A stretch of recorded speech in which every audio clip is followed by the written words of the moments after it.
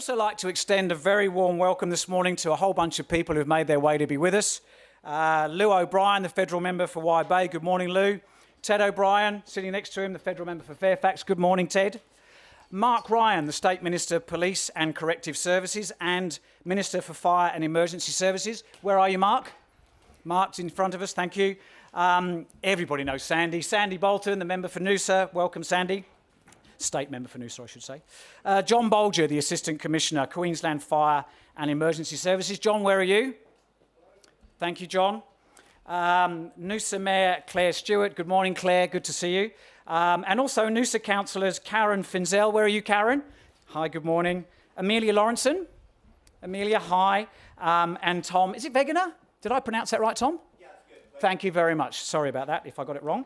And also Sunshine Coast Councillor Maria Suarez. Good morning, Maria, to you too. Good morning and welcome to all of you, everybody. Thank you so much for coming.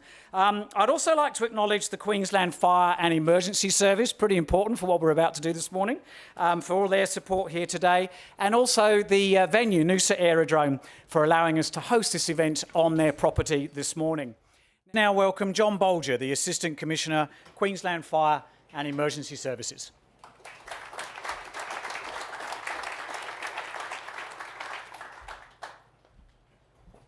Good morning and thank you for the opportunity.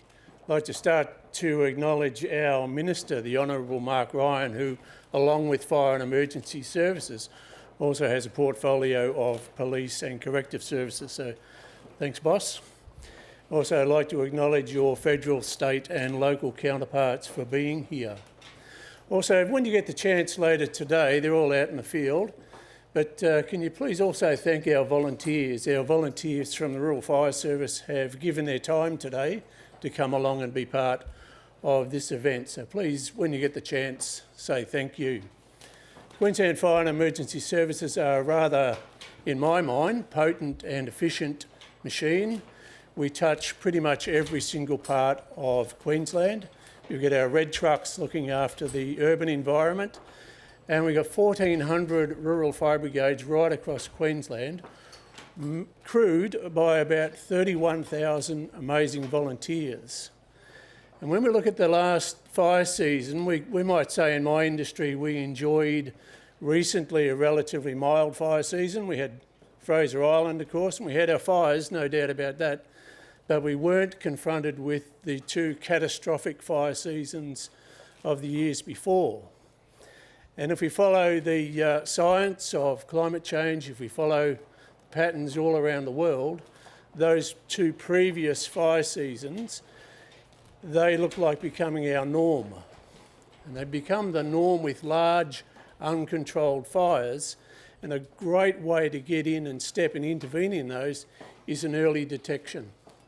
So I'm here from a rather selfish viewpoint today. While I acknowledge that early detection is brilliant for the community, it's great to save money and everything, but my key focus is on firefighter safety.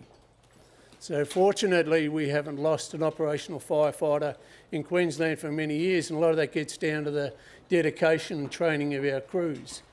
But inevitably, if we mix firefighters and fire, there's high potential of a tragic outcome. If we look at the statistics from those past fire seasons of that 17 million hectares burnt, well, Queensland punches well above its weight because we actually own just over a third of that amount. So we're a disaster-prone state. We're still fighting fires now in central Queensland. We just had our storm event south of Brisbane, and we just dodged a cyclone in the far north. So we're a growth industry. We've got great partnerships, really encouraged by the development and the partnership and the encouragement with Fireball. Can't do without McDermott's. Where's John? Just can't do without those guys aerial firefighting. So, but today my focus is on making sure that this event goes to plan and all about firefighter safety. So thank you very much for the opportunity. Thanks, Paul. Well, it's a great honour and privilege to be here today as your federal member for Wide Bay, and also to represent Karen Andrews and David Littleproud as the Minister for Industry, Science and Technology and Agriculture and Emergency Management. I acknowledge the Minister, Mark Ryan, Ted O'Brien, my federal colleague who managed to get over the border somehow without telling me. I normally have your people guarding the borders to stop him. But Sandy, councillors, Clare, councillors one and all, former member for Noosa, Glen Elms, the team from Fireball, the team from Fire Tech, the team from Helitac and McDermott's. Well, I've got a prepared speech here, which I'm not going to make you suffer with. I'm going to keep this short because I understand that after I finish talking, something's going to be set on fire and then put out with a giant helicopter. So I'm sure that sounds a lot more appealing than listening to me.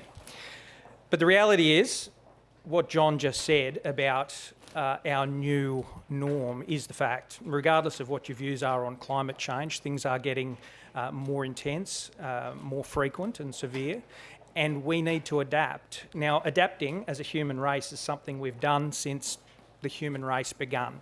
Our first Australians were a part of managing this land, using fire, helping it recover, predicting fires.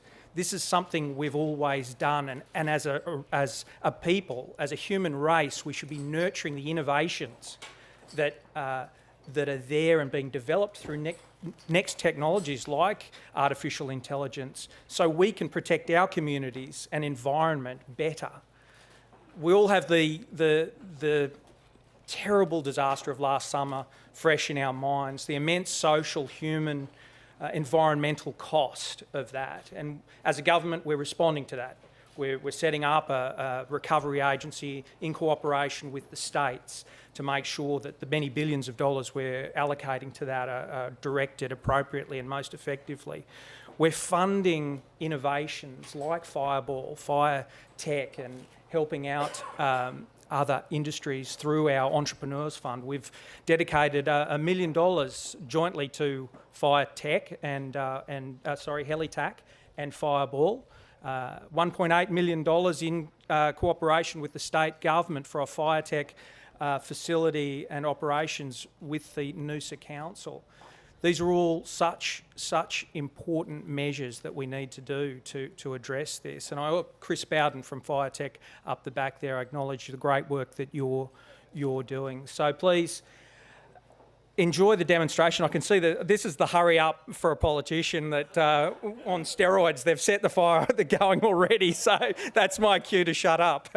So congratulations to everyone today. I look forward to seeing this world-class technology in action. Thank you very much.